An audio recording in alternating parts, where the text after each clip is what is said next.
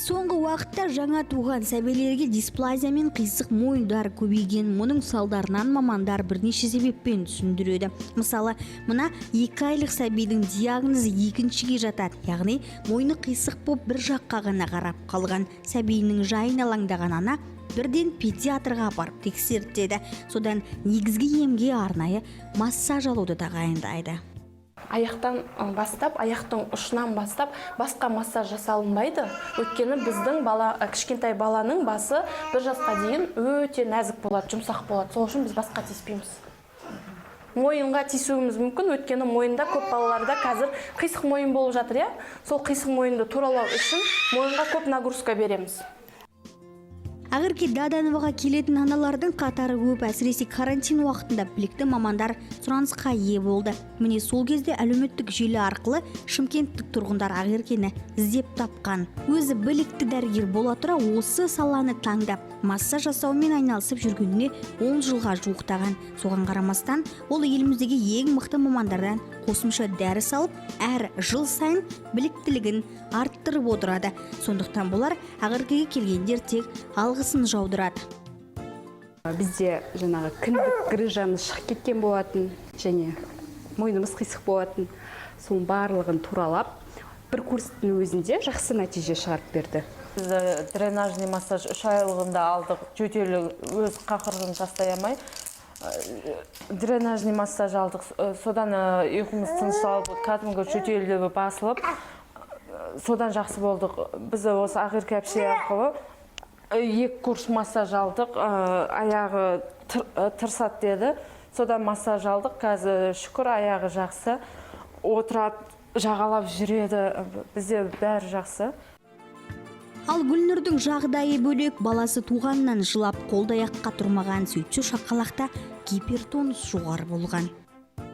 Бұл біздің 2-ші курс массажымыз. Біздің массажға келу себебіміз бізде мойнымыз қисық болатын. Себебі біз бір жақты еміздік баланы, сол үшін мойнымыз қисық болғандықтан баланы массаж жасауға келуге тура келді. Баламыздың 1-ші курс массажында біз сразу нәтижесін көрдік. Баламыздың мойны түзуленді, екіншіден мойнымыз жоқ болады, мойнымыз ашылды. Енді қазір 2-ші курс массажға келу себебіміз баламызда кішкене дисплазияның признактары бар, соны дұрыстау үшін келіп жатырмыз. Жалпы балаға массажды қай кезден бастап алған жөн, үй жағдайында жасауға бола ма? Осы және өзге де бірнеше сұрақтарға мынадай жауап алдық. Ендеше сіз де қаперіңізде ұстаңыз. Балаға массаж, мысалға әртүрлі жағдайда болады. Баланы бірінші, егер балада проблема болатын болса, ақау болатын болса, яғни 1,5-2 айдан басталынады. О кезде біз невропатологтың назначениясы бойынша біз балаға массаж жасай береміз. Ал егер профилактика ретінде болса, 6 ай, 9 ай, 12 ай, 3 айынан басталады массаждар. Қазір неше түрлі диагноздар шығып жатыр ғой, мысалға дисплазия көп балаларда, сосын қисық мойын, кіндік грыжасы, гипертонуспен туылып жатыр, гипотонуспен туылып жатыр, гипоксиямен туылып жатыр, яғни кислород миға жетіспейді. Сол сияқты ауруларды, диагноздарды біз қалпына келтіріп, массаж жасау арқылы бәрін туралаймыз. Ал электрофорезді кез келген сәбиге қоюға болмайды. Мұның да ерекшелігі бар. Бұл сүйекке арнайы дәрілерді тікелей жіберуге арналған.